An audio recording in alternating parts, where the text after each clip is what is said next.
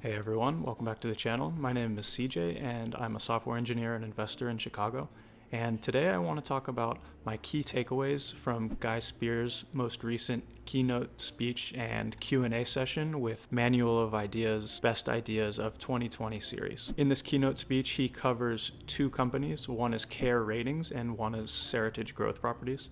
And in this video, I'm going to be talking about specifically his takeaways for Seritage Growth Properties. I'll start with a background of Guy Spier and Seritage's business, and then I'll dive straight into Guy's presentation, which covers some of the inner workings of what makes Seritage a good investment and why the stock price has not returned to its pre-COVID levels. Before we begin, please like and subscribe to the channel if you want to see more videos like this in the future. And as a reminder, this is not investment advice. This is for educational purposes only. I want to discuss Seritage Growth Properties as a business and maybe glean some insights from Guy Spier. Okay, let's get into it. Okay, let's talk a little bit about Guy Spier. Guy is a prominent value investor based in Zurich, and he runs his own fund called the Aquamarine Fund. And he is a disciple of Warren Buffett and Charlie Munger, although he is quite an insightful thinker in his own right. He's definitely one of the super investors that I follow most closely,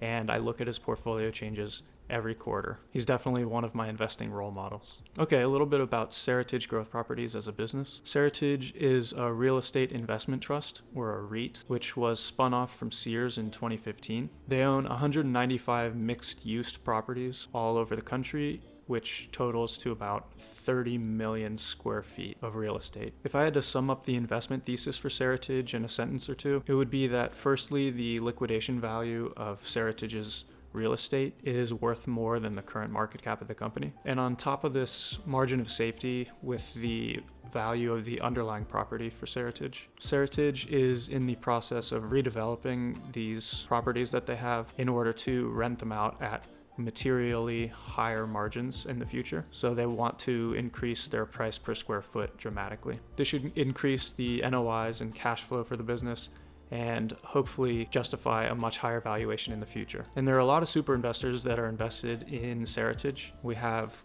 Guy Spier, of course, we have Monish Pabrai, we have Eddie Lampert, and Phil Town also has a stake in Seritage. I'm not going to talk too much about exact valuation in this video, but please let me know in the comments below if you do want a video exploring that further in depth. Okay, let's talk about some of the key takeaways from Guy's insights, which include the value of Berkshire as the only lender, the role of a handful of properties in the value proposition for Seritage, and the de-urbanization of the United States. He says one of the benefits for Seritage is the fact that Berkshire Hathaway is their only lender. So Seritage went from being able to cover their interest payments through the rents that they were receiving to not being able to cover their expenses, mostly due to the impact of COVID. However, Berkshire Hathaway has allowed them to defer their interest payments at a slightly higher interest rate so that they can pay it back when they're able to. And this required Seritage to offer up some property as collateral for the loan. Berkshire Hathaway is very unlikely to drag Seritage Growth Properties through the bankruptcy courts. This is a really encouraging sign for Seritage because one, Berkshire Hathaway simply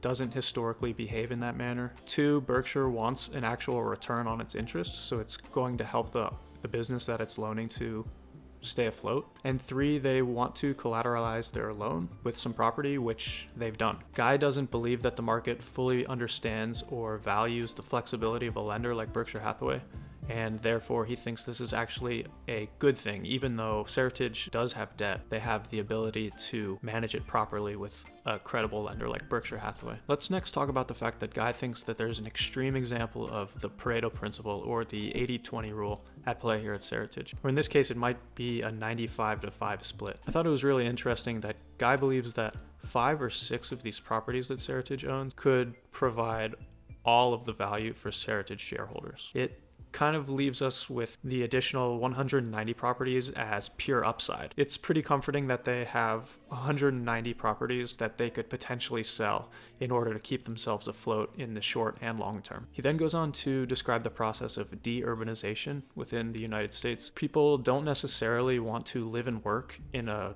downtown area like downtown Manhattan, downtown Chicago, maybe parts of downtown LA, but they still want all the conveniences of an urban lifestyle. So we have what Guy describes as a vertical transformation, which happens outside of city centers in places like the suburbs or outlying neighborhoods of cities where there used to be shopping malls or are currently abandoned malls. Here you either have existing apartment and condo buildings, or perhaps Seritage could build new ones on their property. Instead of visiting an old JCPenney or a Sears, these communities would have access to new coffee shops, gyms, office spaces, green spaces, etc. So you would have this style of semi-urban living with all of the conveniences of urban living without some of the downsides. He actually went on to compare this to sort of a European style of living, and it actually represents one of the main reasons why he moved to Zurich in the first place. He gives a specific example of a property in Santa Monica, California, that's currently being redeveloped for this very purpose.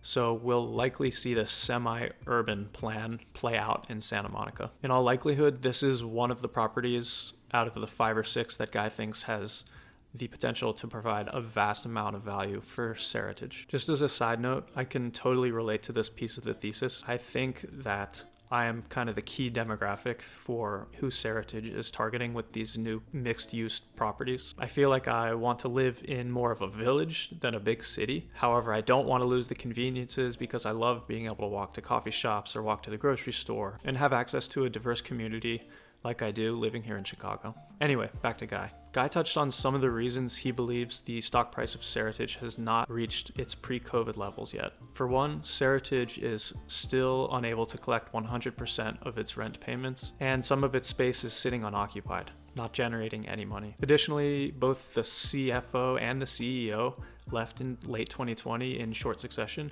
which to many people could signal a negative downturn in the business. But Guy's not too worried. He believes the managers left because they were simply too attractive to other companies. Basically, by mere association with Warren Buffett and Berkshire Hathaway and Eddie Lampert, they were offered compensation packages from bigger companies that they were just unable to pass up on. Seritage is a small company, and it needs every dollar it can to go into the redevelopment process of the business.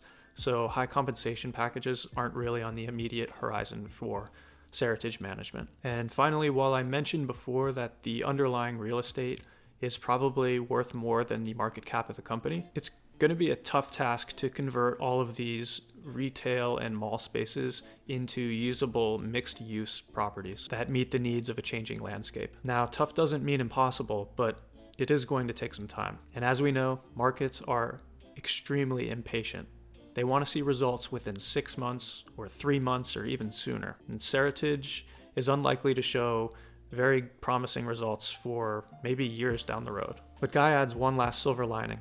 He says that one of the last advantages of value-oriented investors is the fact that we're willing to wait out the short-term pain for the long-term gain. For value investors, patience is really a virtue. Since you made it this far, thank you, by the way, you should probably watch this curated playlist over here about investing topics that I've explored before on the channel. Also, please like and subscribe to the channel if you want more videos like this in the future. I'd really appreciate it. And let me know in the comments below if you want me to cover Seritage in more depth in a future video. If you want to learn more about Guy Spier, check out his website and his Twitter account. He's pretty active on Twitter, so you might even get a response from him. He's written a wonderful book called The Education of a Value Investor, and I've linked that in the video description below. If you want to learn more about his background or his philosophy, I would absolutely recommend you pick that book up. It's a huge inspiration for any level of investor. Lastly, be sure to listen to the entire talk, and I've linked that in the description below as well. Thanks for watching, everyone. I'll see you next time.